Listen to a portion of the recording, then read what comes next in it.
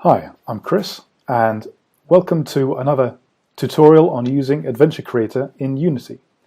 This is going to be a remake of the earlier 3D tutorial that I posted a few years ago, but it's been updated for the latest releases of both AC and Unity. AC, or Adventure Creator, can be downloaded from the Asset Store, and we're going to be using version 1.61.2, and this is going to be in Unity 2017.3. Now this tutorial is going to be more complex than the other ones. If you're just getting started with both Unity and Adventure Creator, I recommend the 2D tutorial, and the Unity Adventure tutorial is better suited for those getting started that have some Unity experience. So this is going to cover some slightly more advanced topics, so it's a good idea to go back and watch those other ones if you're completely fresh. But with that said, I'm going to import this package here, and when it's finished getting the assets, it's going to give us this installation box telling us that it wants to automatically add this menu input and these three layers. It can do all this automatically, which we can allow just by pressing OK. And once it's finished, it's then shown these up in the console. It's shown that it's created the inputs and the layers, and we're now ready to just test everything's working, test everything's been imported properly, and we can do that by running either of the two included demo games. And we can do this by going up to the top toolbar and finding the new Adventure Creator and choosing Getting Started, Load 2D Demo, Load 3D Demo. I'll choose Load 3D Demo. It'll ask us to open the scene, which we can do. And it's also opened up the AC Game Editor window here. Now this is the main editor window that we'll be working with. It's a very vertical window, so I'm going to dock it next to my inspector here. And if I close this, I can access it at any time by going to Adventure Creator, Editors, and then Game Editor. So we can just run the demo game. I'll just mute the audio, press play, and just check that everything's working just fine. And yeah, here we go with the intro playing. So now let's begin making our own game. If we have a look at the game editor up here, you can see we've got 8 tabs. We've got Scene, Settings, Actions, Variables, and so on. And each of these tabs refers to a different aspect of development. For example, the Inventory tab here controls what inventory items we're carrying. And all of these sub-windows are referred to as managers. So this is the Inventory Manager. And you can see we've got the asset file field set to Demo Inventory Manager. So what we're going to do first is create our own set of manager asset files that we'll use to create our new game with. And we can do that by going to the top toolbar and choosing Adventure Creator, Getting Started, New Game Wizard. And this will allow us to quickly assign and configure the main settings that we can use to get up and running. So I'll choose Next, enter in a game name. I'll be very imaginative and type in My 3D Game. Choose Next. Our camera perspective is going to be 3D. And our movement method, the default is point and click, but here I'm going to choose direct. Next again. Our interface, how do we want to interact with hotspots? Now there's a big section in the manual on what all of these options are, but I'm going to go with choose hotspot then interaction. And that'll mean that we can have as many icons as we like for a hotspot. We have a lot of control over the types of things that the player can do. Next again, the GUI system. I'll leave this as the default AC. It can all be changed later, but this just helps us get up and running with a default set of menus. Finally, we'll confirm all of our choices. I'll click Finish, and it will then go and create these asset files for us. So it's complete. I can close this. These messages down here can be ignored. And you can see now in our Inventory Manager, we've got My 3D Game Inventory Manager, and the same for all of these Manager Asset File fields. And if I click on one, you can see we've got all of these asset files here in my project window, and these are in a Managers folder, which is a subfolder of this new My 3D Game folder that has been created in my assets directory. We've also got a manager package file, and if we double click on that, then all of these become assigned automatically. So for example, if I change the scene manager to the demo one, and then I double click on it, it automatically goes back to My 3D Game. And that's useful when, for example, updating Adventure Creator, because if you update the full package, it will revert to the demo asset files. So you can just double click on this after updating to quickly revert back to your own game's managers. For this tutorial, we're going to be using some additional asset files that I've prepared on the Adventure Creator website. You can get these assets from the top toolbar. You go to Adventure Creator, Online Resources, and then Downloads, and that will take you to the Downloads page of the AC website. And if we scroll down here, we've got Tutorial Assets, Evil Lair, and Wharf. So you can click on this, download it, and then import it into Unity by going to Assets, Import Package, Custom Package, and then find the file. We'll then get this Unity Package dialog window. Everything is placed in this Tutorial Files folder, and in that we've got two subfolders. We've got Evil Lair and Wharf. We're not going to be using Wharf, so I'll uncheck that so we don't import it. And when it's finished, you'll see we've got this Evil Lair scene file within the subdirectory. Now if I open that, you'll see the set that we're going to be working in. So it's kind of a 60s spy movies villains lair kind of vibe. We've got a giant laser here on the table, a control panel, and over here is a lift or an elevator that the player is going to come through.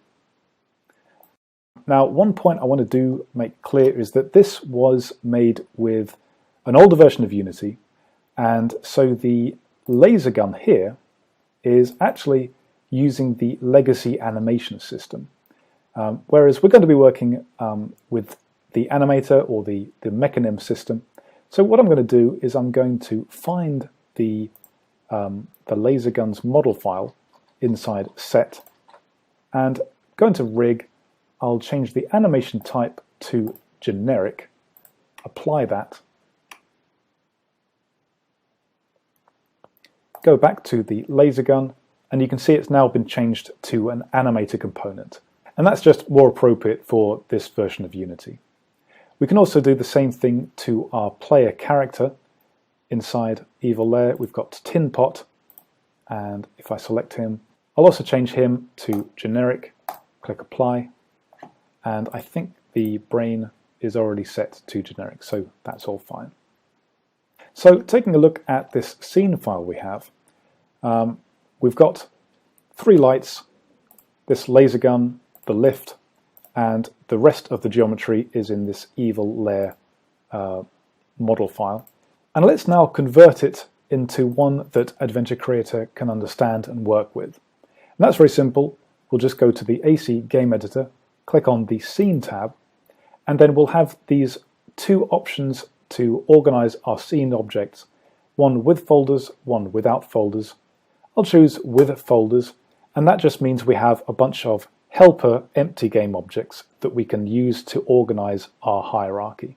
So for example, I'll pick up these lights and drag them into the lights folder here. And I can collapse that.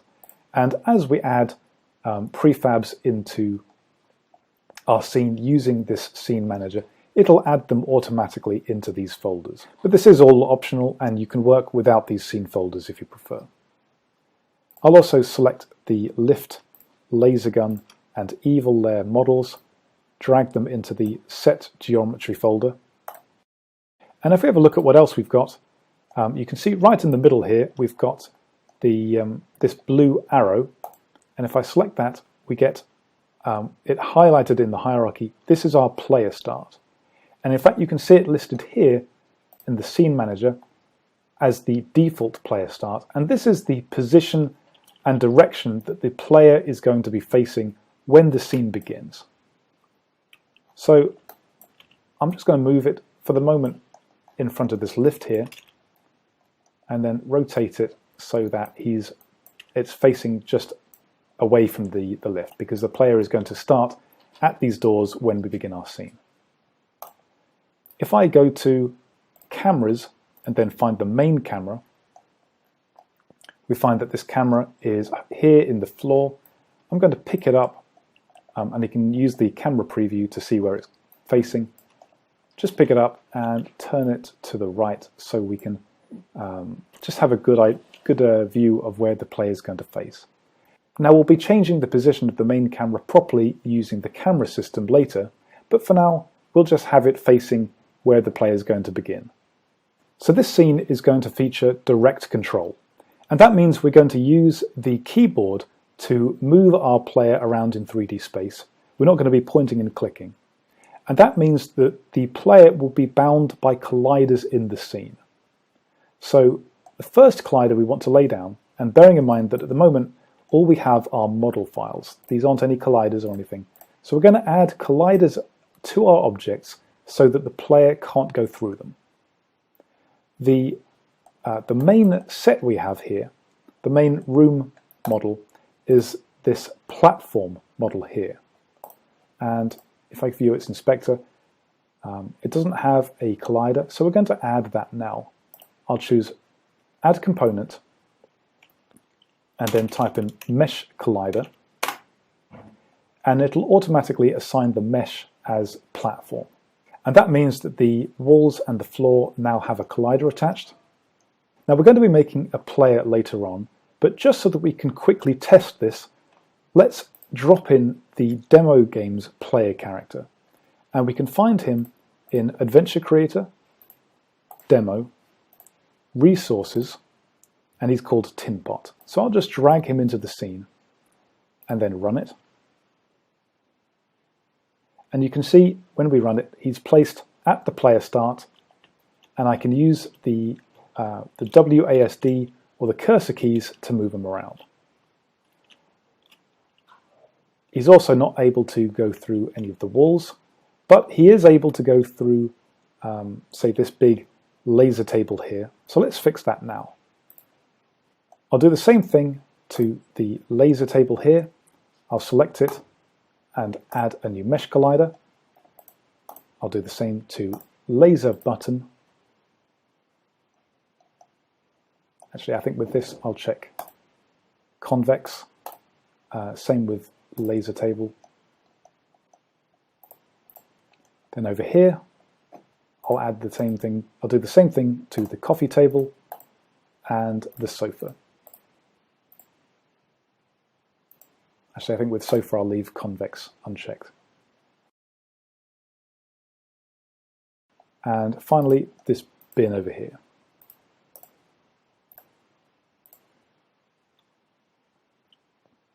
So now if I run the scene, we are able to walk around, but we can't go through the geometry. Now, since we're using direct control, we're not going to be relying on pathfinding during gameplay. So when we move around, it's not calculating the best path, it's just moving the character in the direction that we've chosen.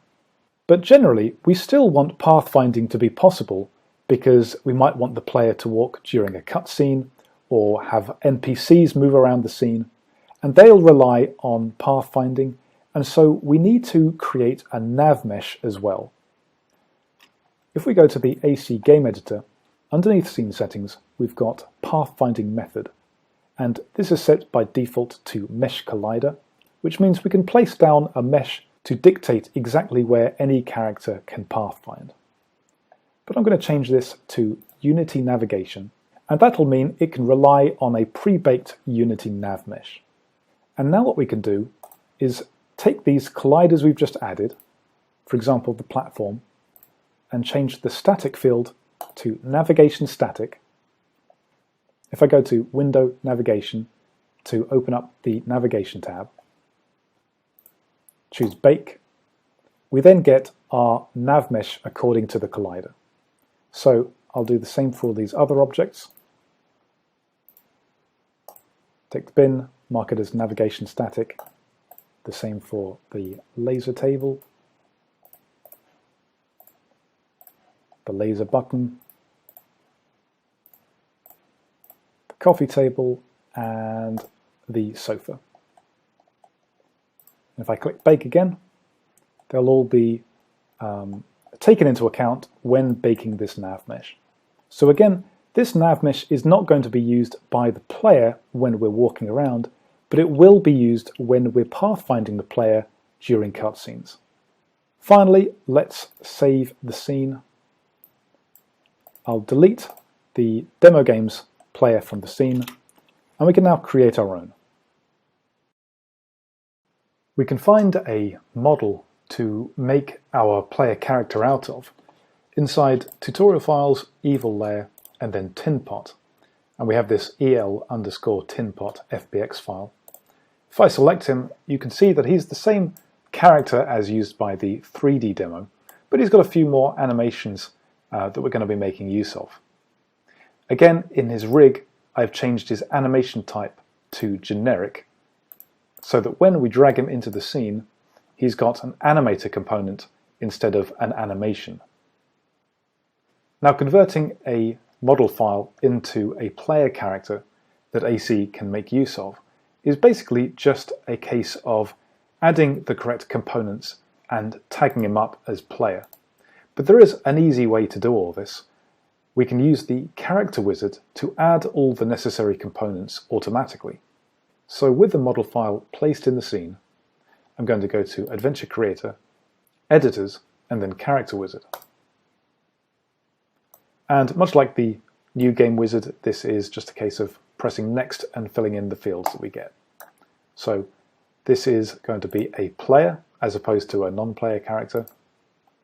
The game object that is going to form the basis is going to be this model, which I'll drag in here, and it has to be from the hierarchy. Next again, how is our animation going to be played? We're going to be using the Mechanim or the animator system. Finally, we'll finish it up, and you can see we've now got things like this player component, we've got an audio source, and we've got a rigid body and capsule collider. Now the size of this collider might not be perfect. In fact, we'll reduce it a little bit. But the correct components are now on, and we can just tweak them to suit.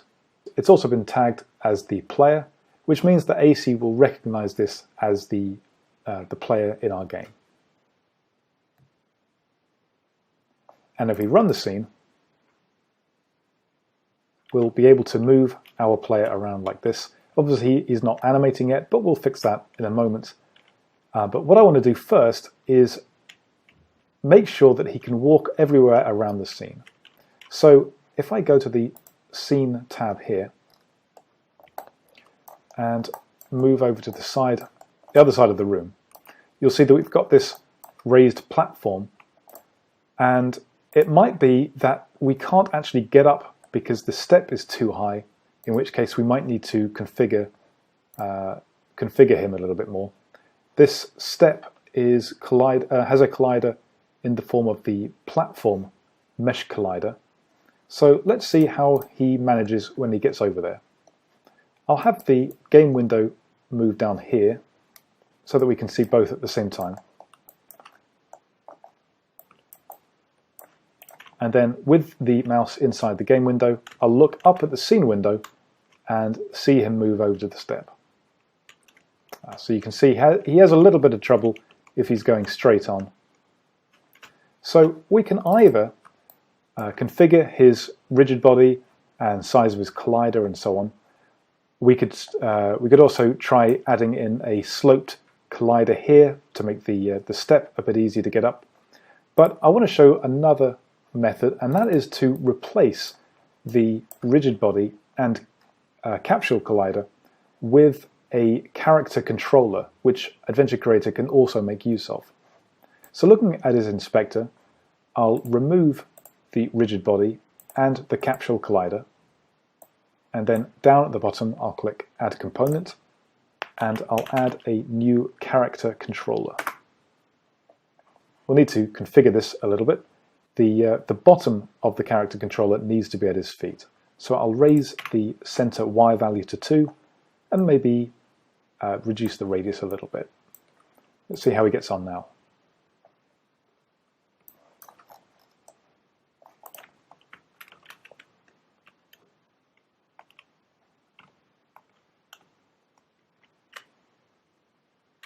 So he now finds it much easier to get up that step.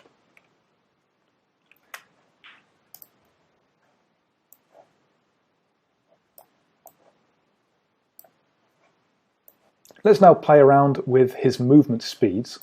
So you can see under movement settings we have a walk speed scale and a run speed scale. And his walking around is a little bit fast for me. I think we'll turn this down to maybe 1.5 and see how that looks. That looks a bit better. And then when he runs, we'll have the run speed about double that. So I'll set that to 3. Now he can't run just yet because we haven't defined a run input.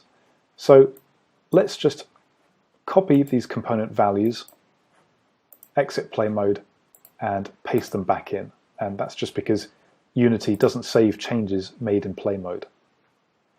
If we go to the AC Game Editor and find the Settings tab, scrolling down we have a list of available inputs.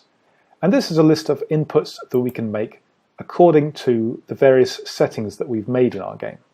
So we can find this run input, and that could be either a button or an axis. So if we go to Edit, Project Settings, and then Input to open our Unity Input Manager, we've got a list of our inputs here, and I'll increase the size by 1 to 20, and then name this new input Run, and I'll map the positive button to, say, left shift. And now if I hold that left shift down, he moves a lot faster. Let's now work on our main movement animation. So the model has animation states for idle, and then walk, and then run. So we're going to blend these together according to how quickly he's moving. If we go to his inspector, we can find that we've got a list of mechanim parameters. The first of which is this move speed float, mapped to, by default, just speed. Now this will take the value of his speed if we define it in his animator controller. We've got an animator component up at the top, so let's first create a controller for him. I'll go to Create Animator Controller somewhere in the project, and I'll call this Player Controller. If I double click on it, I'll be able to view it. So let's go to Parameters and then click plus and then Float, and I'll make a new float parameter named Speed. So because this shares the same name as the text here, this parameter will be mapped to the speed at all times. So we can create a new blend tree to blend between idle, walking, and running animations. So I'll make a new blend tree and call this maybe locomotion. Double click on it. So here we have a 1D blend type blend tree, and it's already mapped to the speed parameter. So I'll add 3 motion fields. The first one is going to be linked to his robot underscore idle animation. The next will be his robot underscore walk and run. So as this speed parameter changes, his animations will blend together. Now more of this can be found in Unity's own documentation. All we're doing at the moment is just using Unity's own animator workflow. Now when he's walking, this speed parameter is going to take the value of his walk speed scale, so 1.5. And by default, this is just the middle of the blend tree, it's 0.5 because we've got automate thresholds checked. So I'll uncheck that and set the run threshold to 3 and the walk to 1.5 because these are the values that the speed parameter is going to have when he's walking and running. I'll also assign this, this controller in the animator's controller component. And now when we run the scene, he's able to transition between those different animations depending on how quickly he's moving. We also get a few console errors. relating to parameters that we haven't defined. So we've got this parameter jump does not exist, and that's because we've got a jump parameter listed here in our mechanim parameters. We're not going to be using jumping in this tutorial, so I'm going to delete that. And as for isTalking, this is a talk bool that basically is checked whenever the character is talking and unchecked when he's not. We have a talking animation in our model. Now this is a simple full body animation. If we wanted to, we could get quite complex and have like a head only animation and then map that to a different animator layer. But we'll keep things simple and just have a new state on our base layer. So first of all, I'll make a bool parameter named isTalking. And I'll drag the talk animation into the base layer, rename it talk, and we'll have a transition from the locomotion to talk and one back. And I'll have these without exit time, and the condition for playing talk will involve isTalking to be true, and I'll do the opposite for the return journey. I'll set isTalking to false, and then when he's talking, the isTalking parameter will be checked, and so this state will then run. Actually, I think we'll also make it so that he has to be stationary, so I'll have the condition speed is less than about 0.1, and then he'll play this only when he's not moving. And again, all of this is just using Unity's animator system, so go and have a look at the official documentation if you're just getting to grips with all of this. Now I'll add a few more custom animations and the ability to look around the scene at hotspots and so on with just his head, but we'll do that a bit later.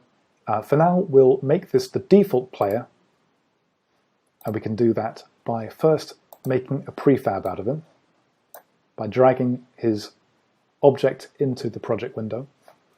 And then we'll go to the settings manager, and up at the top we have a character settings panel, a player field, and if I drag that prefab into the player field, this is then the default player, which means we can actually remove him from the scene and he'll be spawned in at runtime. Now, you may prefer to leave him in the scene and do without a default player, but this is an easy way of just creating scenes without having to worry about where your player is. Now that we have a player character we can move around the scene, let's add a more dynamic camera so that we can follow him a bit better. In the scene manager, we have a field up at the top for our default camera. So currently it's empty, which means we can click on create to make and assign one automatically. And we've got this navcam1 now in our game cameras folder. So let's move it to roughly where the main camera is now.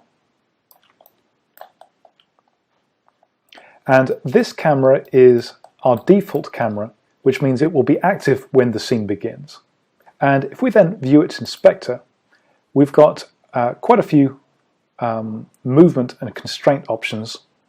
Currently everything is locked, but we'll get more options as we unlock them each. So for example, we have X-axis movement, which when we unlock, we can control how the X-axis movement is controlled.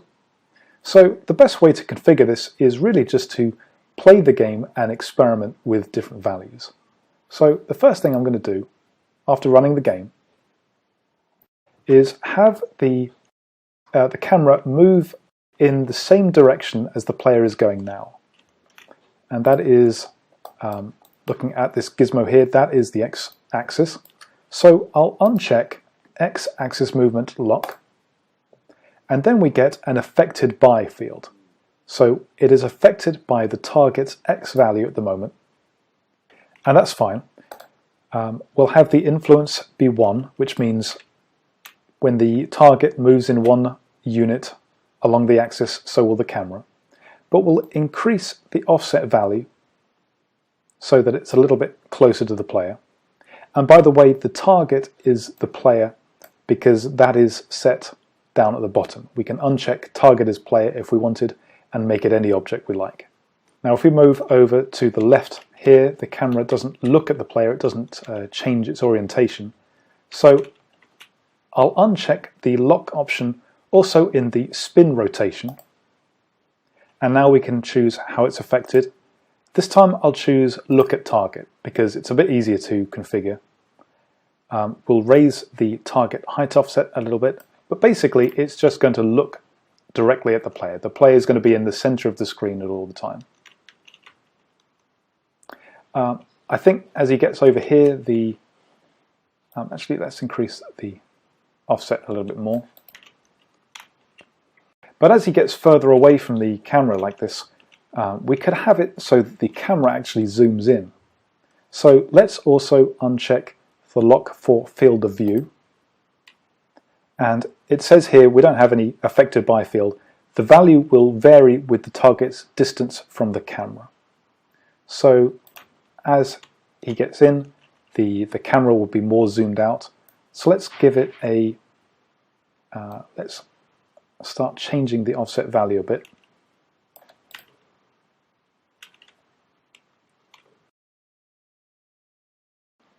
So minus 57, I've got it here. Oh, now he's actually getting really zoomed in. So let's add a constraint. And it does take a little bit of playing around, but basically we'll give it a maximum zoom of, say, about 30, and a minimum zoom of 30, maybe 20, and then a maximum zoom of 60.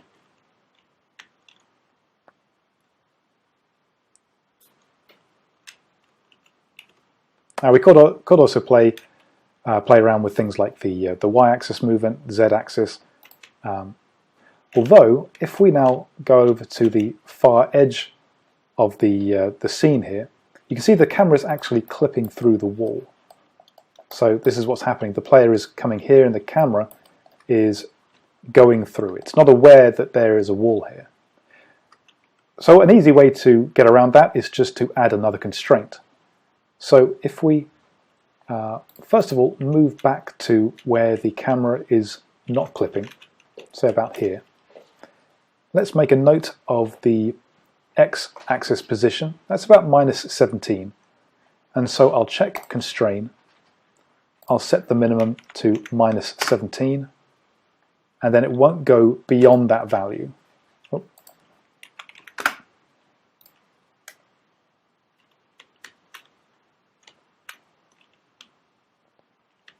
And then I probably need to raise the maximum a bit as well, so it doesn't stop abruptly when we're moving back in this direction. Actually, I feel the depth of field probably changes a bit too quickly, so I'll lower the influence to 1 and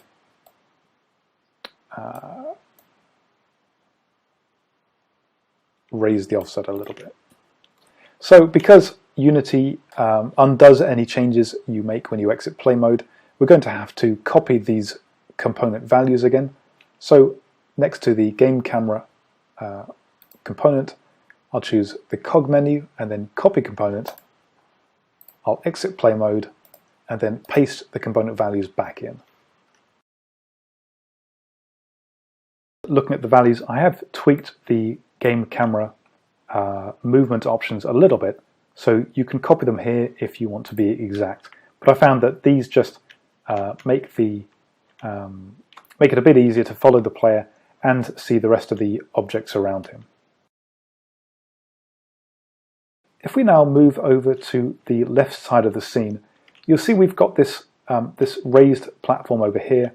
We can move up and walk around, but the camera is now a bit far away, and it will be nice to have the camera actually cut to a new camera where we can see the player a bit better. We can create as many cameras as we like within the Scene Manager, and down at the bottom we have a list of scene prefabs. And underneath camera we have different camera types we can add. So let's just make a new game camera, which is the standard camera type for 3D games. And I'll rename this, say, NavCam platform. And I'll position it so that it's looking at this separate area, like so. So we've got a bit of a better view. Maybe zoom it in a bit better, zoom it in a bit more. Again, you can configure all the lock options to make the motion nice, but for the purposes here, I'll say that's enough. Now we want the camera to cut to this new camera when we enter this area. And we're going to do that using a trigger. And a trigger is basically a volume that we can have actions run when an object comes into contact with it. We can create triggers in the same place in the scene manager. Underneath logic, we have a trigger type. So if I double click on that, it'll create a new trigger in the center of the scene. And the volume at the moment is just this red cube. So I'll name this platform camera trigger. And then I'll move this over to where this platform is.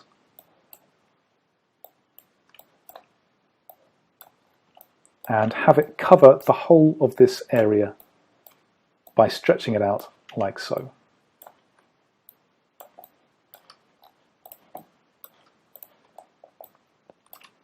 So if we view its inspector, we can see a list of properties that it has.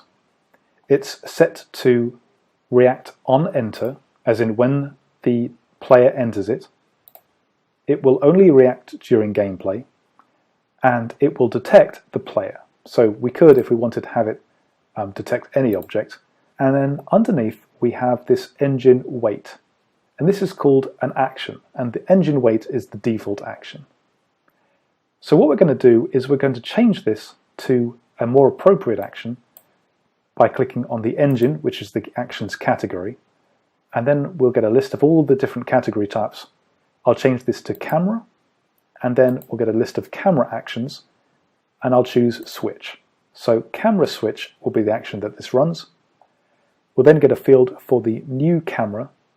So we're going to make this NavCam platform. Now the transition time is set to 0, which means it will be a snap cut. So we can make things a bit smoother, maybe 1.5 seconds. And then we'll get more fields. So the move method is what kind of speed does it have. So we can change it to smooth. That's just the easiest way to get a slightly nicer transition. So I'll just test the scene and have him run over to the left here. And when we go up the platform, the camera will switch to this second camera we made. There's a couple of things wrong. First of all, we can't get back. But you might not have seen, but actually this menu button is disappearing each time he goes up. And that is because the action list here is blocking gameplay when it runs. And the menu that is appearing there is set to appear during gameplay only. So even though the action list runs very quickly, it's still blocking gameplay momentarily. And that's because the when running field is set to pause gameplay. So we can change this to run in background, and then that button will no longer flash off. Now for the return journey, we want the NavCam 1 to be the camera when we exit this trigger. So when we exit this same bounding volume. Now we could go and create another trigger of the same shape and maybe put it here. And so that when the player enters this, we cut to NavCam 1. But what we can also do is we can add another trigger component onto this same object. So I'll click Add Component and start to type in trigger, choose AC trigger, and then we get another component just like the one above. Again, I'll choose when running as run in background. The trigger is still going to detect the player, but this time I'm going to change the trigger type to on exit, and so this will run when the player leaves this volume. Our engine wait again will become a camera switch. The new camera will become navcam 1. I'll give it a transition time of 1.5 seconds, and I'll make it smooth as well. So now when we move over to the side of the scene, we can go up the platform, we'll cut to the navcam platform, and when we leave, it'll cut back to navcam 1. Now that we have a player character, let's lay down some hotspots so we can add some gameplay in the form of interactive objects. Hotspots are basically regions within our scene that we can click on to create interactions. So there are quite a few objects in our scene that we could make hotspots out of, but for the sake of this tutorial I'm going to begin at the moment with making a hotspot out of this laser gun and of these lift doors over here. Let's start with these lift doors. If I open up the set geometry and find the lift game object, we've got an animated component, and the if I find the model file, the lift model file has some animations that we want to be able to play. So before we do anything else, we're going to add an animated controller to the lift so that we can play back these animations as and when we need to. So in my 3D game, I'll create a new animated controller. I'll name it lift controller. And I'll drag it onto the animator's controller field. Let's double click on it to open it, and I'll drag the 3 animations we have. So let's actually see what these animations are. We've got a close animation, an open animation, and a shut animation, which is just one frame where the doors are closed. The doors are going to be closed to begin with, so let's make this lift doors shut animation the default one. So I'll right click and choose set as layer default state. Move this at the top, and then we're going to control playback according to an integer parameter. So I'll make a new int named state. Now there are a few ways you could do this, but this is the way I'm going to do it in this tutorial. But if you want to do it a different way, if you want to use a different kind of parameter, then that's fine. I'll then right click on any state and make a transition 3 times to each of these.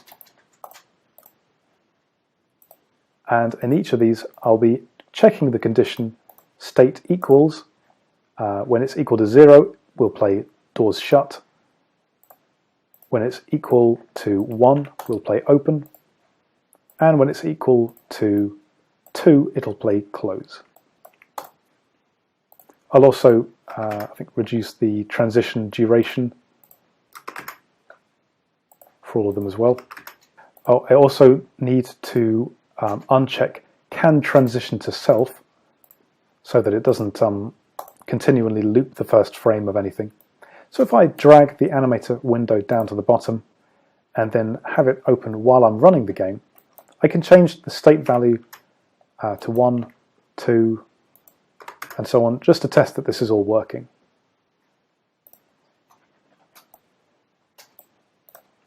So now let's make this region our hotspot.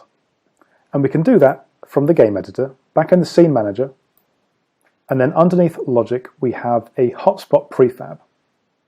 And if I click to create one, it will make a yellow cube, similar to the trigger, although yellow, that will define the volume in the scene that it has an effect. So I'll move it over to roughly where the doors are, or where they're going to be when they're shut. Now the shape of this is dictated by a box collider with isTrigger attached, But if we wanted to have something more complex, we could remove this trigger and replace it with any other collider type. Going through the hotspot component, we have a label if not name field.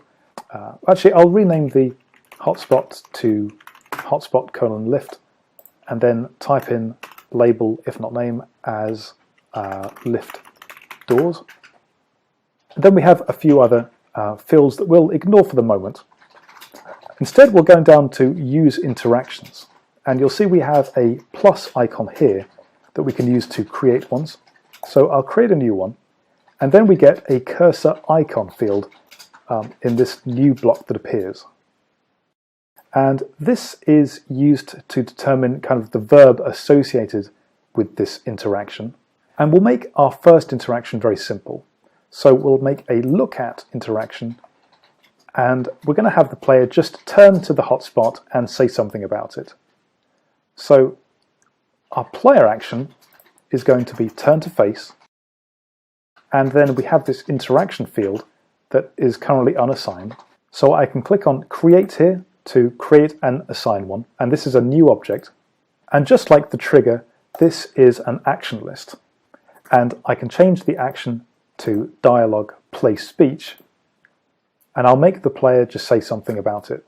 So I'll check player line and then enter line text as maybe that's the way out of here.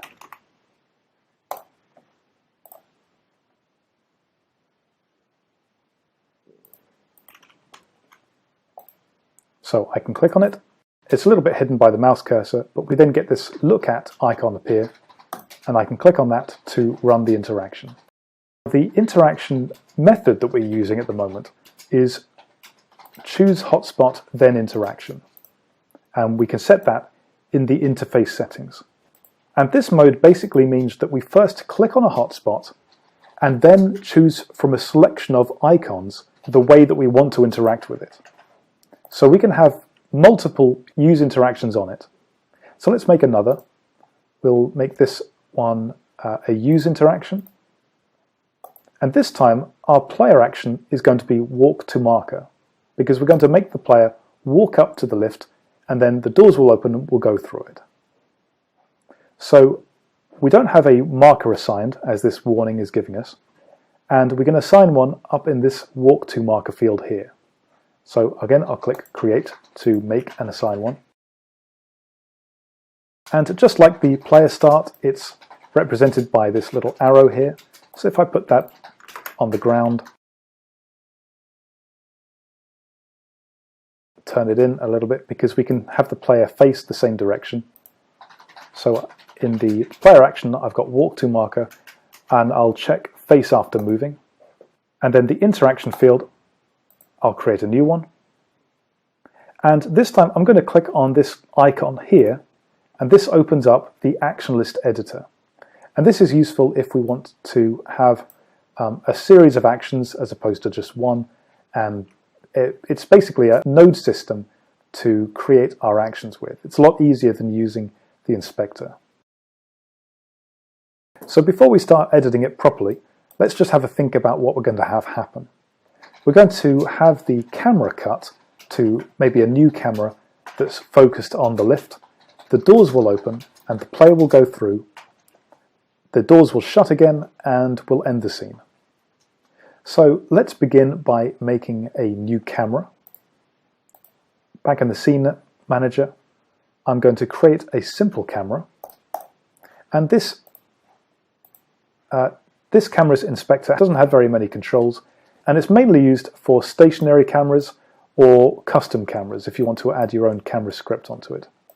So I'll position it around here and name it maybe lift cam. We're also going to have the player walk through the lift doors, and we can set a destination for him by creating another marker inside the lift. So this can be done in the navigation tab. If I click on marker, I'll create a new marker here, and I'll call this marker inside lift. and I'll move it in to the middle of the little room there.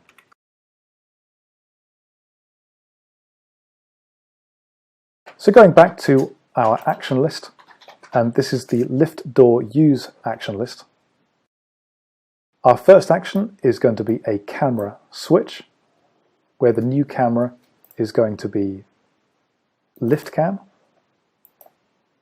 And I can drag out a little wire from these little circles underneath to create a new action very quickly. Next, we will make a object animate action. And this is going to be used to open the lift doors. So our animation engine is going to be Mechanim. Mechanim stands in for the animator system. The method is going to be change parameter value, because we're going to be changing the value of state. The animator is going to be our lift.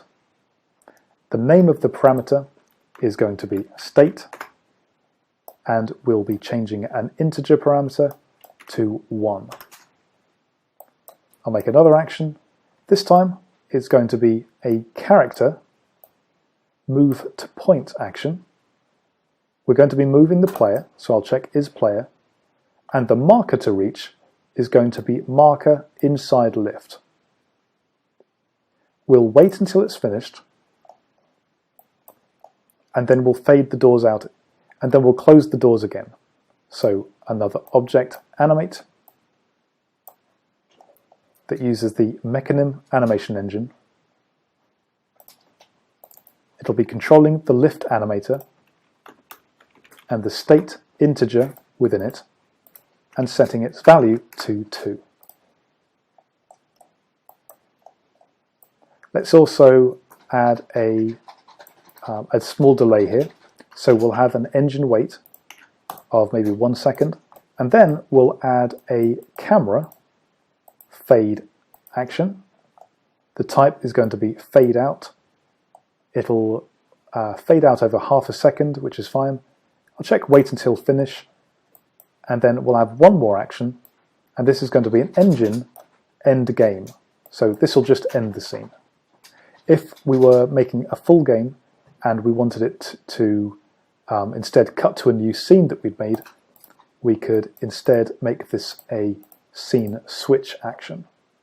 But we only have one scene in this tutorial, so I'll be making an engine end game.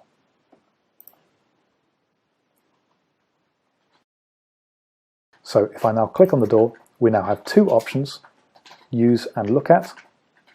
And if I click on use, it goes through the door, fades out, and it ends. Actually, I think I'll have a delay between we opening the doors. Where was it? This action here. I'll have a delay after we open the doors, before the player goes through. And I also want the, at the moment, the player can actually walk through the doors even when they're shut, because there's no collider attached. Now the current collider only goes over the walls here of the platform. So what I'm going to do is I'm going to place down a collider that covers where the doors are going to be, and will disable it when the player is walking through it. So I'm going to add from the navigation tab in the Scene Manager a collision cube, and I'll call this lift collider. And this is represented by a blue cube this time.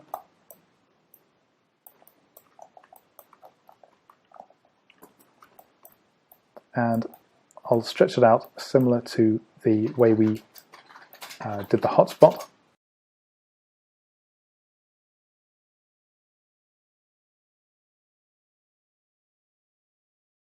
And just like with the hotspot, it's a box collider to begin with, but we can replace that with any collider that we like. But having this in the scene with a collision script attached means we can control it at runtime. So going back to our action list, before the player begins moving, we're going to turn off this collider. So this is going to be an object send message action. And this action can be used to invoke methods within any component. We're going to run the turn off method within this collision component. So I'm going to drag the lift collider into the object to effect field and then send the turn off message. And we'll turn it back on by running turn on. So I'll copy this action, and then once the player is finished moving, I'll paste in another one, wire it up, and then change this message to turn on. So I can't move through the doors, but I can if I choose the use action list. He walks through, we fade out, and the scene ends. Now the icons that appear, use and look at, are part of the default set, and these are set in the cursor manager. And the cursor manager has 3 interaction types: use, talk to, and look at, and we can use this interface to create or change any of these. One thing I do want to change is have it so that hotspot labels appear when we hover over each of these icons. So, for example, when we hover over look, this lift door label that appears above, we want that to say look at lift door, and similarly use lift door. We can do that just by checking prefix cursor labels underneath the hotspot cursor option. So look at lift door, use lift door. Let's move on and do the same thing for this laser here. Now this laser also has an animator, so I'll add a new controller, animator controller for the laser. I'll name it laser controller. Drag it into the controller field, double click on it, and I can access the various animations it has within the FBX file. So we have some animations for moving up, being turned off, on, and so on. So I'll drag all of these into the controller. I'll make on the default, move it up to the top, and again we'll make a new int parameter named state, and I'll transition to each of them from any state.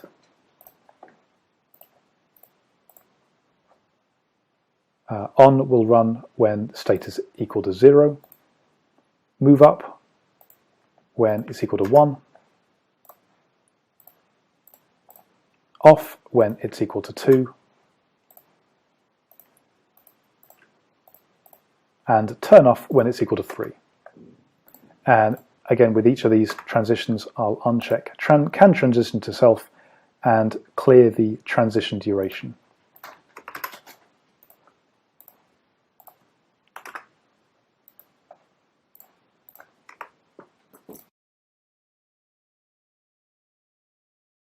So let's make a new hotspot for it now. Back in the scene manager, I'll click hotspot to make a new one. I'll name this hotspot laser.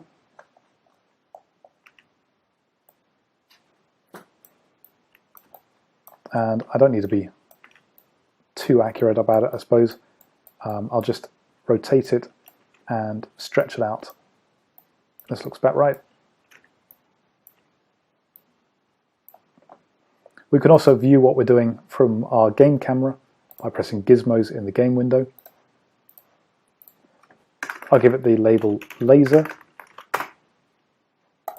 Now we don't need a walk to marker because all I'm going to do is create one look at interaction, and we're going to have the player just turn to face.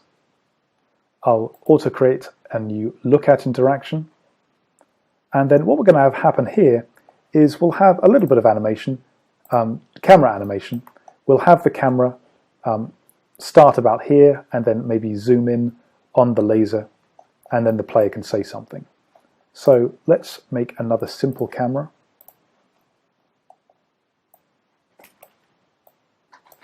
And I'll put it down at the bottom here. maybe like so, and I'll call this laser cam 1. Then I'll make another one just by duplicating it, laser cam 2, and I'll reduce the field of view a little bit, maybe change the rotation. So selecting the laser look at action list editor, I'll change our first action to a camera switch, and this will cut to laser cam 1, and it'll be a snap cut, so it'll have a transition time of 0, and then it'll have another camera switch, this time to laser cam 2, but we'll have a transition time of maybe say 2 seconds. Actually, I'll make it a bit slower, maybe 5 seconds. I'm not going to check wait until finish because I want the player to say something before then. So I'll maybe have it wait maybe 1.5 seconds. I'll make another action, and this is going to be a dialogue play speech action. And then I'll check player line, in which the text is ominous. Now there's a couple of ways we could now end the cutscene. What we want to do obviously is cut the camera back. So I'm going to make a camera and then switch action, and there's a convenient way of going back to the last gameplay camera just by checking this box here, so I don't have to be specific about which camera we're going to. So let's try this out. If I move over to this laser here and then look at it, it plays our little camera animation. Now that we've added a couple of hotspots, let's go back to our player and make a couple of tweaks so that we can get him to turn his head when we mouse over those hotspots. First of all, we'll go into the settings manager, and underneath hotspot settings, I'll check player turns head to active hotspot. But this will only work if the player is configured to be able to turn his head properly. So let's drag the player prefab back into the scene and Views Inspector. So we have an option in our mechanism settings named IK head turning. And if our model file was a humanoid rig, then we could just check this, make sure that IK pass is enabled on the base layer, and be done. But this model file actually uses the generic rig, which means he's not able to do that. So instead what we're going to do is we're going to play different head animations of him looking left, right, up and down according to 2 float parameters. These animations are already part of the model file, so we have look down, look left, and so on. And we're going to play these using a 2D blend tree. We can define the names of 2 parameters to do this inside the player components mechanism parameters panel. So we have head yaw float and head pitch float. So yaw is going to be basically the spin. I'll name this head yaw. And this will be -1 when he's looking left and +1 when he's looking right. And head pitch float, so this is his up and down, I'll name head pitch, and this will be +1 when he's looking up and -1 when he's looking down. And when he's not looking anywhere except forward, both of these will be 0. So next I'll add these parameters to our animator, open up player controller, click on parameters, and I'll add in a new float called head yaw, and another one called head pitch. Now we want the head to turn independently of his main walking and running animations, so I'll create a new layer, name this head turning, and in this new layer I'll click create state from new blend tree, which I'll name head direction. I'll also click on the cog next to this layer, set the weight all the way up to 1, and set the blending to additive. So going into this blend tree, I'm going to change the blend type to 2D simple directional because we're going to be using two parameters, and those parameters are going to be head yaw and head pitch. So we have 4 looking animations, so I'm going to add fields for 4 motions.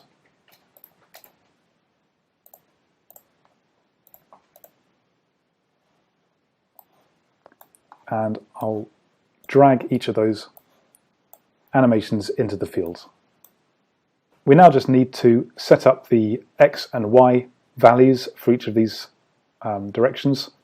So positive X relates to the head yaw, or the spin left and right. Looking down, this will be 0. Positive Y, this is head pitch, so we want this to be -1. When he's looking left, the head yaw is going to be -1, and the head pitch will be 0. Looking right will be the opposite, +1 for the head yaw and 0 for the pitch. And looking up, we'll have a 0 yaw and a +1 pitch. And now when we run the scene and we mouse over any of our hotspots, the player will look in the appropriate direction. Let's now apply those changes back to the prefab and remove it from the scene. Our interface currently uses the default interface because that's what we opted for in the New Game Wizard. It's a little bit boring for this game. When we click on a hotspot, we get these small icons that appear underneath the cursor. So let's go and change some of these to make it a bit nicer. The interface can all be found in the menu manager, which is a list of all the menus that make it up. Now we can tweak all of these individually. For example, if I click on interaction, I can then change the appearance of this interaction menu that appears. But instead, we're going to make use of a template file that will give us a much nicer looking interface without doing much work. We can go to the downloads page of the Adventure Creator website, which again you can find at the top toolbar going to Adventure Creator Online Resources Downloads. And here we can scroll down to UI template Walking Dead style. And this will emulate the kind of interaction ring that you get in Telltale's Walking Dead series. This is another Unity package file, so once we've downloaded it, we can go to Assets, Import Package, and then Custom Package. We find the file and then import it. Now these files have been added to my Adventure Creator folder, and then inside Downloads, we have this Walking Dead template subfolder. And if I go into there, we have some folders for the actual asset files, but we also have this Walking Dead Manager package. And if I select that and view its inspector, we can see that it comes with a new Settings Manager, Cursor Manager, and Menu Manager. And if I assign managers, it will overwrite those particular manager types in our game editor. So in the Menu Manager, we now have our new Walking Dead Menu Manager.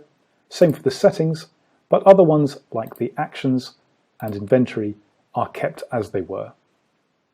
Now if we look at the list of menus that it comes with, we don't get a preview when we're looking in the game window. And that is because they all have a source field of Unity UI prefab. And that means that instead of using AC's own drawing system to render them, it instead uses Canvas prefabs. So for example, if I, let's do the interaction menu, we've got this linked canvas field, and if I drag that into the scene, you can see we've now got this ring-based interaction menu being drawn using Unity's UI system. If you want to work with the standard Adventure Creator interface, we can switch this back to Adventure Creator, and then you'll be able to control its settings within the menu manager. If we go to the Settings Manager, a new Settings Manager was required because This changes the interface, some of the interface options to make sure that it all works. So we need to update some of these fields to the ones that we'd already made in our game. I'll change the save file name to my 3D game. Our player, again, I'll make EL_tinpot. And under hotspot settings, I'll check player turns head to active hotspot again. So let's now test our scene out again. And we're getting a few error messages here actually. We've got cannot display correct hotspot icon alpha on hotspot laser and lift because it has no associated highlight object. So this interface relies on highlight objects, which is a property of the hotspot. So if I select the hotspot lift, you can see we have an object to highlight field. And this is used to add a highlighting effect when we mouse over hotspots. But it's also used by icons, which is what the Walking Dead interface uses. So what I'm going to do is I'm going to add this to our mesh and then assign it in here. So in my set geometry, I'll select the lift and add the component highlight. And I'll do the same to the laser gun. And then selecting the lift, I'll set the object to highlight as lift. And in the hotspot laser, I'll set the object to highlight to laser gun. Let's now try again. And we now get a much nicer interface for interacting with objects. And we can configure it all using Unity's UI system. But one thing that is missing now is the pause menu, which we normally access by pressing escape, but that's been now removed from our menu manager. And we can see those listed if I switch back to the My 3D Game menu manager. If I go to pause, we also have an options, save and load menus that we want to keep in our game even though we want to use the new interface. So what I'm going to do is I'm going to copy these onto the new menu. So I'm going to copy these into our new menu manager. And I can do that by going to either of these, clicking the cog on the right and choosing copy. I'll switch back to the new Walking Dead manager and paste that in. Do the same for the other three. There's options.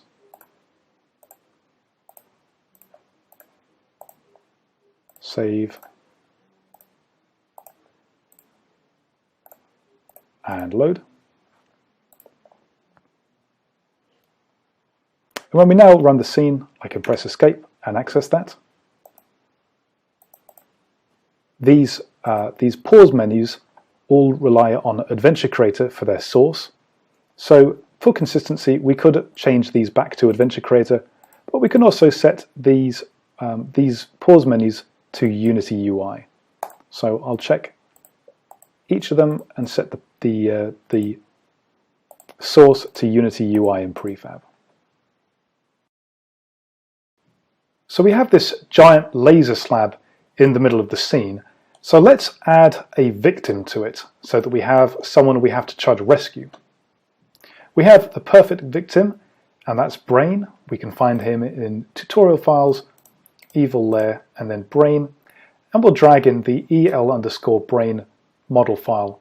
And if he has a position of 0, 0, 0, then he's going to be already placed on the slab. Now his feet look a little bit strange, but this will all be corrected once we start playing animations. He also has an animator component already set up for us, but he's not going to be moving around, so I'm going to uncheck Apply Root Motion. So we're going to make this character an NPC, and just like with the player, we can use the character wizard to do that. So I'll go up to the top and choose Adventure Creator, Editors, and then Character Wizard. Going on to the next page, I'll say that this is going to be an NPC. His name is going to be Brain, and the game object is going to be this scene instance of the EL_model. This is going to be animated with Mecanim. So I'll choose Next and then Finish. And you can see he's then been given various components, main one being NPC. And it's here that we can configure his standard animations, if he was walking, how fast he'd move, and so on. It's actually added a few more components that we actually need. And notice also that because he's technically at the origin, although he already has a hotspot and a capsule collider, these are actually placed in the center of the scene. So this is going to be the area that we need to click on to interact with him. Now we could actually just pick up this collider and try to move it over to where he is, but it's going to be easier to just use a separate hotspot.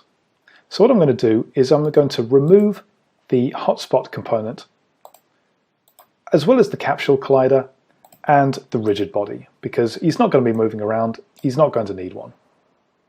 And I can create a new hotspot back in our scene manager, scroll down, and while he's selected, I'm going to select hotspot, or actually rather, while his model is selected, and that's the brain child within this object, I'm going to check position over selected mesh, and I'll type in a prefab name of brain, or maybe hotspot : brain. I'll check add new, and you can see our hotspot's now been placed at the center of this model. Now the size isn't quite right, but I can go ahead, rescale it and rotate it to something a bit more appropriate. I'll drag the EL_brain into my NPCs folder. And now let's have another look at the NPC components he has. So just like the player, he has some default Mecanim parameters. He's not going to be moving around. Unfortunately, he's going to be trapped for the whole game. So we'll get rid of his speed parameter.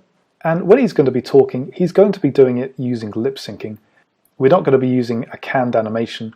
So I'll remove the isTalking talkable. Going to his hotspot now, I'm going to set the label, if not name, to brain. Again, we'll assign an object to highlight. And this needs to be a renderer object for it to make a difference. So I'm going to find his brain model, add the component highlight, and then assign that in the object to highlight field. Let's also assign a walk to marker so that we have a place for the player to walk to when we click on him. I'll give it a Y position value of 0 so it's on the floor. And it's important to make sure that this is on the nav mesh. So I'm going to have the navigation window open while I'm positioning it. And I'm going to put it on this side of the table because we're going to have an animation play where he'll actually look in this direction. Looking at his animator now, you can see that we need to assign a controller. So in my 3D game, I'm going to go to Create Animator Controller again. I'll call this Brain Controller. I'll assign that into my controller field and double click on it so that we can start working on it. Now the brain, EL_brain, actually has a set of 3 animations as part of his model file. Trapped idle is just his default idle state, just sort of sitting a bit gormless on the table here. We have look player, in which he turns his head to face, kind of face over here, and we have dodge laser, in which we're going to have the laser come up a little bit too close for him, and he's going to try to get out of the way. So I'll drag these 3 animations into his base layer.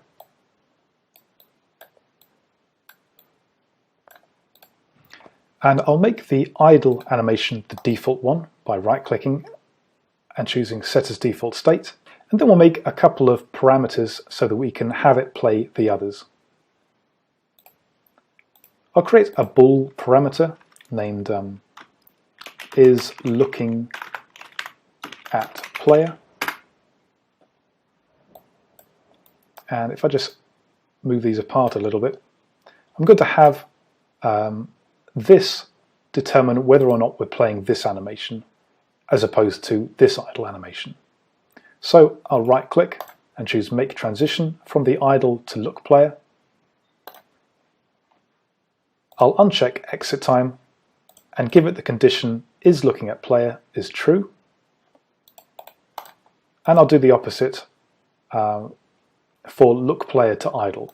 So I'll uncheck has exit time, but make the condition is looking at player set to false.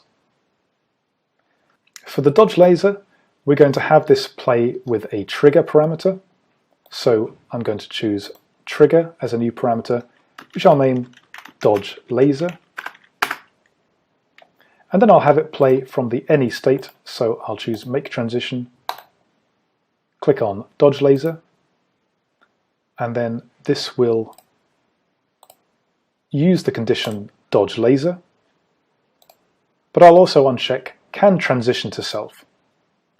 And then when this is finished, we want him to return back to idle. So I'll right click again, make transition onto our idle animation. We are going to have an exit time, and so this is all fine. We can actually test these out. If we run the game,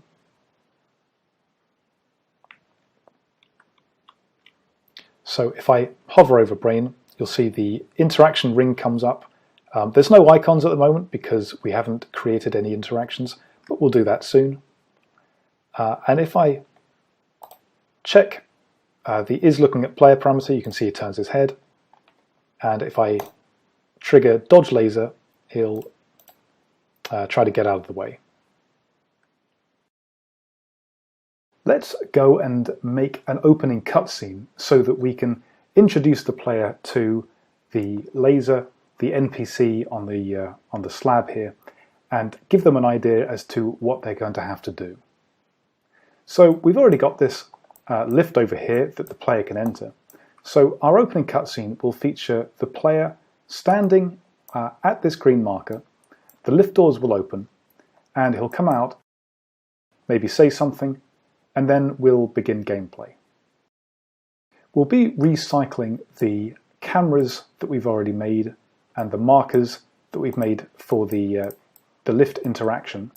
So the only new camera we're going to have to make is one that shows the NPC on this slab like so. So in our AC Game Editor, I'll go to Scene Manager and then create a new simple camera, which I'll name maybe Reveal Cam. And I'll move it up high above both the laser and the NPC so that we can see both and get an idea of what's going on. Maybe reduce the field of view a little bit. We can then begin work on our cutscene by again going to the Scene Manager, and then underneath the logic panel we'll choose cutscene. And I'll name this intro animation. If I then click on the node icon, I bring up the action list editor. I'll actually drag this to the right here so that we can also see the scene at the same time. So our first action is going to be to cut the camera to this camera here so that we can fade in and have the player coming out and we'll be able to see what's going on. So the first action is going to be a camera and then switch action, where the new camera is lift cam. We'll snap cut it so the transition time will be left as 0. And at the same time, we'll also teleport the player by choosing Object Teleport to affect the player, and the marker to teleport to will be marker inside lift. And I'll also check Copy Rotation so that he faces in the direction that this marker is facing.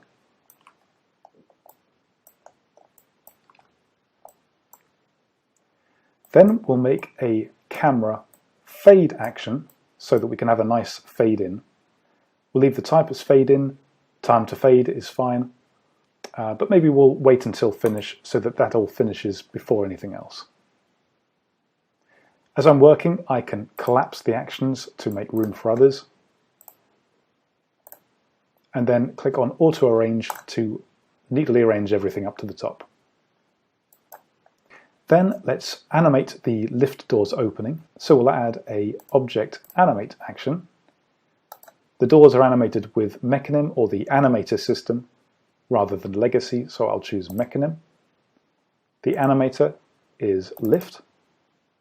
And if we go back to our lift controller, to open the doors, we need to set the state parameter to 1. So I'm going to affect the parameter state, and this is an integer, set as value 1. Now this action will run instantly, so we need to have an engine wait action to wait for the doors to open before the player comes through. So we'll add an engine wait of maybe half a second, and then we'll have the player walk out to the default player start.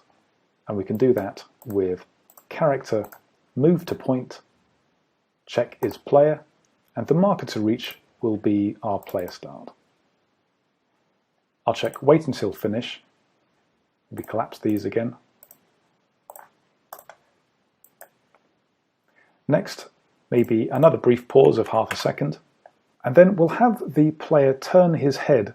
So we'll choose character, face object, where we affect the player, and the object we'll be facing is going to be the brain NPC. But instead of facing with his body, as in turning his whole root object, we'll face with his head so that he just turns his head. Now if we look at the NPC for a moment, the model and the animation is correctly playing on the slab, but the root object is actually placed at the origin.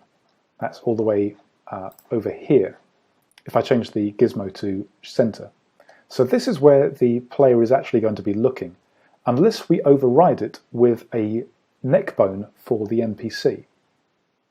So in the NPC component, we have a list of bone transforms and one for his neck bone.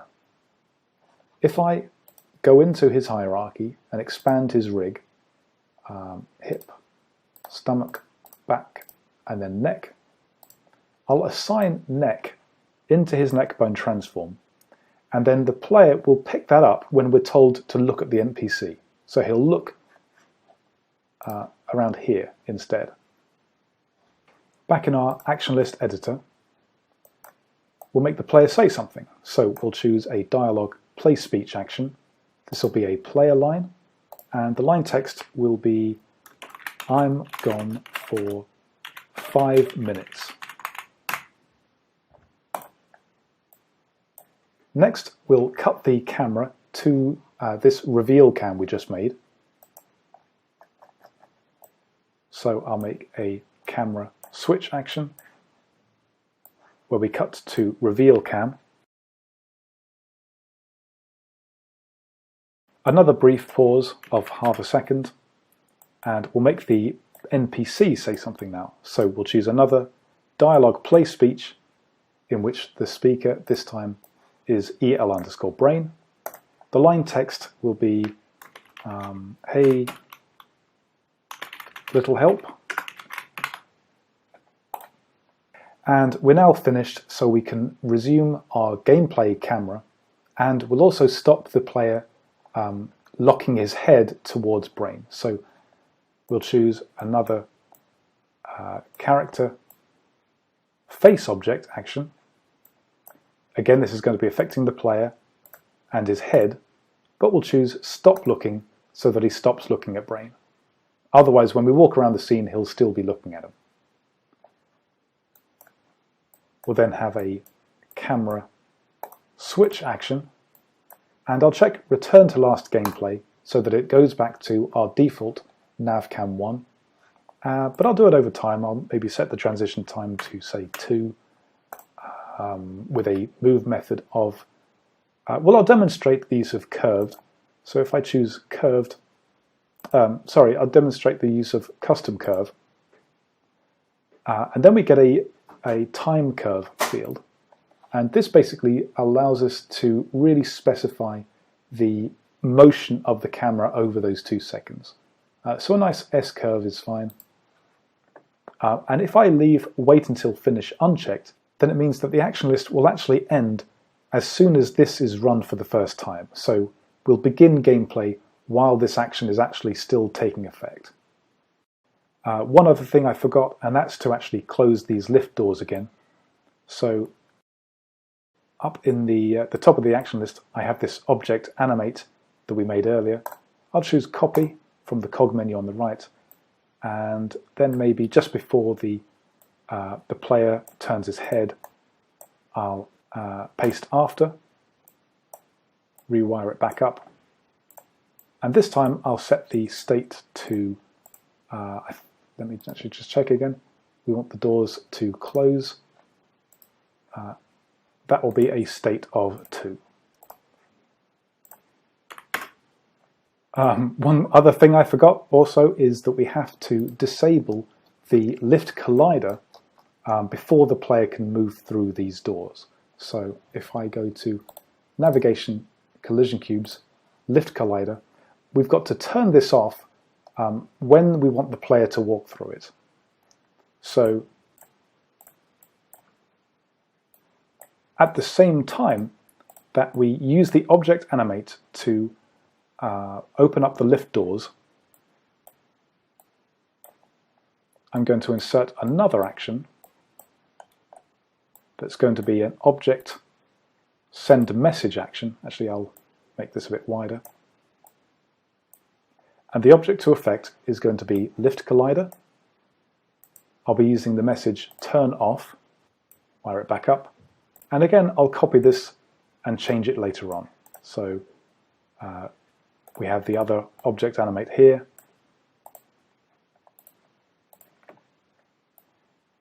I'll paste after again, wire it back up, and this time the message to send will be turn on.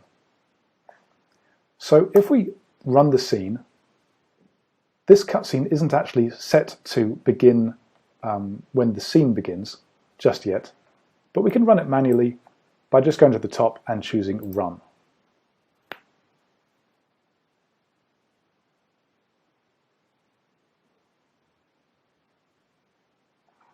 So this cutscene seems to play okay. Let's now make it so that it runs automatically when the scene begins.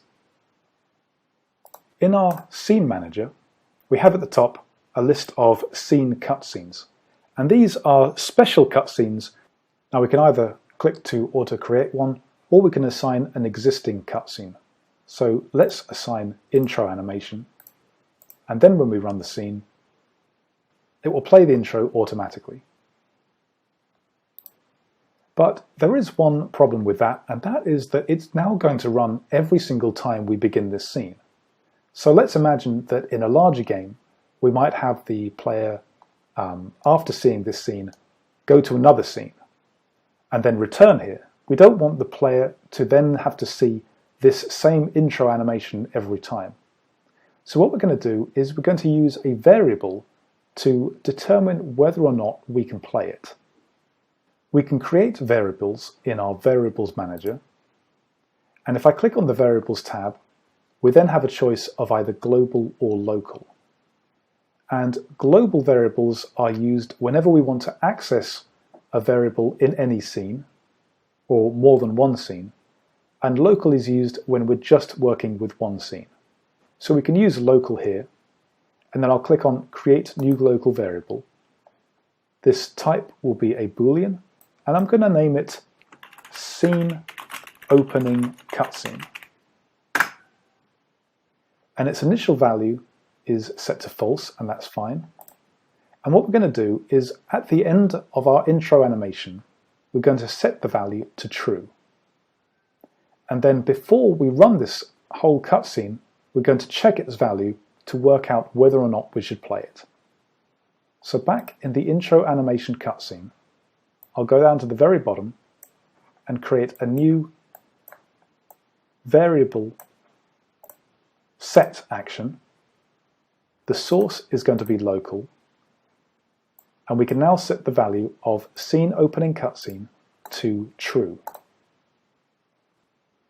So now let's create another on-start cutscene that will run kind of before the intro animation. So back in the AC Game Editor, I'm now going to select the on-start cutscene field and press backspace so that it clears. It hasn't deleted the intro animation cutscene, but just stopped it from running when the scene begins. I'll now choose Create to create and assign a new default on-start cutscene. And if I open up the action list editor for that, it's just a standard engine wait. So what we're going to do here is choose whether or not to play intro animation based on the value of our new variable. So this is going to be a variable check action. Again, the source is local. So here we can check if the variable scene opening cutscene is equal to true. And if the condition is met, we don't want to play the cutscene again. So I'm going to change the socket to stop. But if the condition is not met, that means that the player hasn't yet seen the cutscene, in which case we're going to run it. So I'll change this to run cutscene, and the cutscene to run is going to be intro animation. And we can test this by running the scene. We have the opening cutscene run as normal, and if I go to the AC Game Editor, you can see that the value is now set to true. And so if I rerun the onStart manually, I can either do it from the inspector or by going to the action list editor and clicking run. It won't do anything. And that's because the variable is being checked and it's being told to stop. So we've now made this opening cutscene which plays when we begin the scene. But we also want to be able to skip it in case a player wants to be able to skip ahead to gameplay, or perhaps when we're testing, we don't want to have to sit through it every time. Now we could actually just go and manipulate the variable we created and set this scene opening cutscene to true, but then we'd have to change it back to false before we publish the game, so that's not really ideal. A better way is to just allow the cutscene to be skipped. And if we find the cutscene in Cutscenes and then Intro Animation, you can see that the property is skippable is already checked for us. And in order to skip any cutscene, we just need to press the End Cutscene Input button. And if we go to the Settings Manager, you can see again underneath Available Inputs, we've got an input button named End Cutscene. So we can define this in our Input Manager. I'll go up to Edit, Project Settings, and then Input. Increase the size by 1. I'll name this End Cutscene, capital E and C, and I'll map the positive button to Tab. And now if I press the Tab key when we play the intro, we can skip ahead. Now one thing you might have noticed when doing that was that the lift doors